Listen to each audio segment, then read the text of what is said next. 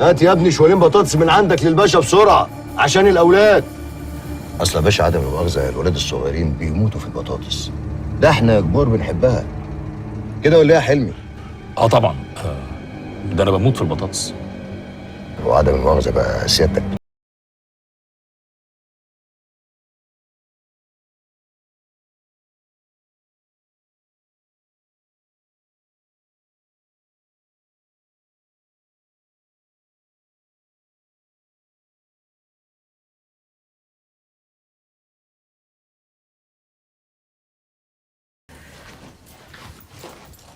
حبيبتي، من ساعة ما رجعتي وانتي قاعدة كده قدام اللابتوب بتتفرجي على ايه؟ لا ولا حاجة يا ماما. أنا مش هتحرك من هنا غير لما تحكي لي بتتفرجي على ايه؟ كل اللي حصل لك ده بسبب انك ما بتتكلميش معايا. حبيبتي أنا أمك، لازم تحكي لي. بس توعديني انك هتاخدي الموضوع بهدوء ومش هتتوتري؟ أوعدك. ها احكي بقى، في ايه؟ بصي، فاكرة الراجل اللي كان بيكلمني قبل ما اتحبس؟ لقيته بيكلمني النهارده واداني الفيديو ده فيه لميا والراجل اللي بيديها الشنطة اللي حاططها لي في المكتب. مين ده؟ تعرفيه؟ عمري ما شفته. لازم نبلغ البوليس. أنا فكرت في كده، بس كمان فكرت في اللي حصل للميا وفي اللي حصل لي لما بعتولي حد وحاول يقتلني في السجن. امال هتعملي ايه؟ اوعي تقولي لي هتكلمي رحيم. لا،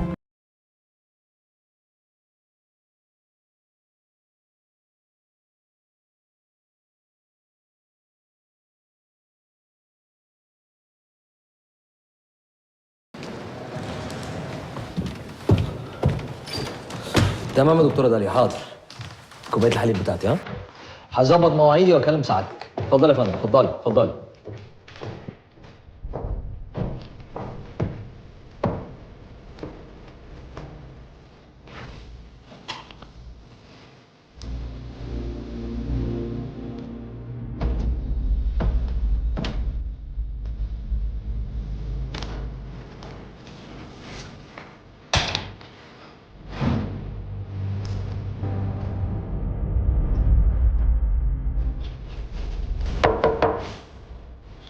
اتفضل.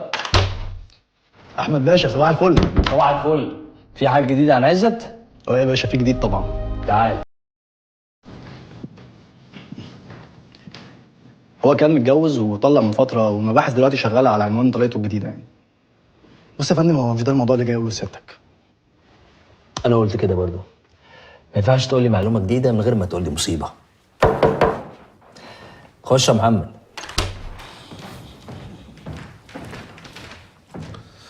صباح الفل يا احمد باشا. صباح الفل. شكرا يا محمد. قول لي بقى المصيبه قبل ما اشرب الحليب، يلا. والله يا ريس انا مش عارف هي مصيبه ولا لا، بس سياده اللي هو صادق عايزك.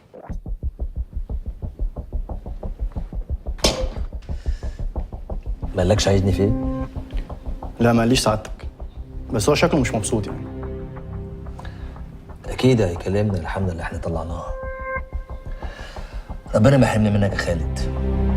يا فندم انا ماشي ورا معلومات، مش ماشي من دماغي. وايه مصدر المعلومات دي يا ست لقيط؟ مصدر المعلومات دي يا فندم واحد من رجاله رحيم انا جنته. ايه؟ جنته. جنته؟ من غير ما ترجع لي؟ شغال من دماغك يعني. ماشي. اسمه ايه بقى؟ مثال يعني يا سيادة اللواء مش هشام ما ردش برضه. لا يا حاج، لسه ما ردش، اتصل بيه تاني. ربنا يجيب العواقب سليمه. ما تقلقش يا حاج، تلاقي بس الخط مش مجمع. خط ايه بس انت كمان؟ ورحيم برضه ما ردش؟ لا يا بابا. يبقى اكيد في مصيبه حصلت. لما رحيم وحلمي وهشام ما بيردوش يبقى ربنا يستر. ايوه ربنا يستر. اهدي. انا مش فاهمه انت عايزني اهدى ازاي؟ اديك شايف اللي حصل، شفت اللي حصل مع ماما وكمان بابا مش بيرد. خايفة عليهم قوي. يا بنتي ما تخافيش، ما انا جنبك اهو. زياد انا عايزة بابا. طيب دلوقتي رحيم يظهر وهو اللي يعرف مكانه.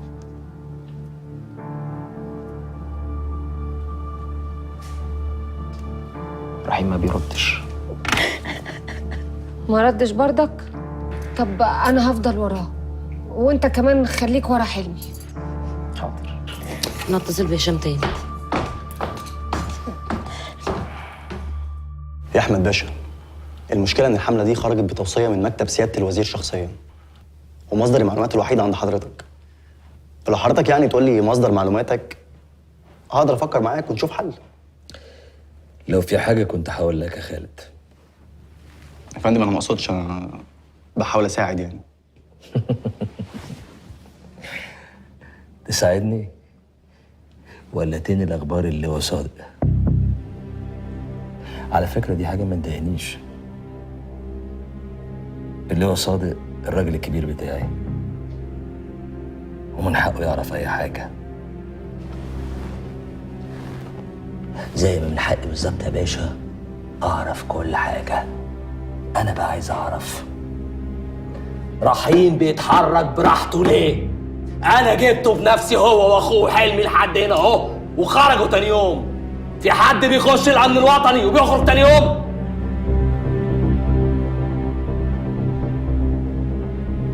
يلا يا باشا يلا يلا سعادتك، راح وصل الكلام بسرعه. يلا. احمد باشا، انا شايف ان حضرتك اعصابك تعبانه، ولو فكرت شويه هتعرف اني في صفك، وسياده اللواء كمان في صفك. انت بتنقل اخباري للي هو صادق ليه؟ ليه؟ يا احمد باشا، هو حضرتك لما بتاخد اوامر من القياده ينفع تسال ليه قبل ما تنفذ؟ يلا يلا سعادتك، روح انقل المعلومه يا سخنه. يلا يا باشا يلا. اتفضل سيادتك اتفضل.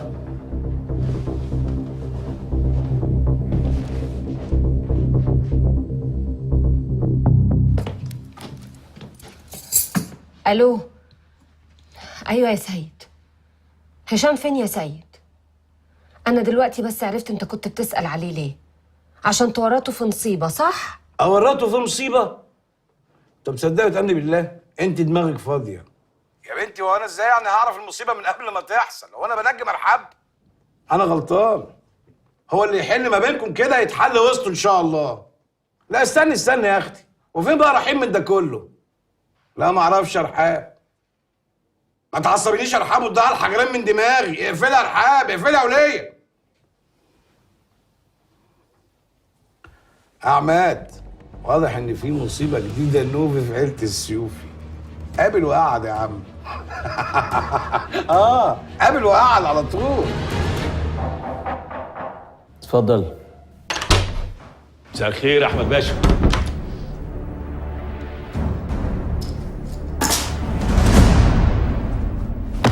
ليه بس كده يا باشا؟ ايه ليه بس كده؟ هو انا عملت ايه؟ انت هتستعبط يالا يا باشا انا ما عملتش غير اللي انت طلبته مني. مش قلت العربيه فيها سلاح؟ فين السلاح ده؟ معرفش يا باشا، ورحمة امي في تربتها العربيه كان عليها سلاح. رحيم وداه فين بقى معرفش يا باشا. يا باشا انا قايل لك رحيم شاكك فيا وكان هارش ولعب بينا احنا الجوز. شاكك فيك وصاحبك معاه في كل حته. مش في كل حته يا باشا. امال انت فاكر هو بعدني عنه ليه لما مسكني شركه الشحن؟ بعدك عنه ومقعدك في القصر عشان ابقى تحت عينه يا باشا. اقطع دراعي من هنا يا باشا اما كان رحيم مسنود من حد عندكم هنا. انا ما كنتش اعرف انك خفيف قوي كده. هو انت بتحب حنان للدرجه دي؟ ما تقلقش يا جدع، دي معاها سامي معلم ومش سهل. ربنا يستر ربنا يستر يا رحيم. انا قلت لك ارجع. المهم طمني، عملت ايه مع احمد الديب؟ فهم انك انت معايا من اولها؟ ما ريحتوش، بس انا كده بقيت بالنسبه له كارت محروق. انا بقى مش عايزك تبقى كارت محروق. ازاي؟ لازم من وقت للتاني تبصي له معلومه كده، بس نبقى متفقين عليها. جرى رحيم، هو انا ايه على اخر الزمن هبقى مخبر ولا ايه؟ جرى يا حلمي، في ايه؟ احنا طول العمر ماشيين الطريق سوا، كتفي في كتفك. لو عايز تخلع قول لي. يا عم هو رحيم، ما انا ما قلتش حاجه بس بفضفض معاك يعني. خلاص يبقى اللعبه نلعبها صح.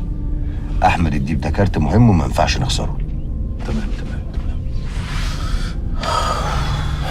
انا قلقان على حنان جدا. اطمن.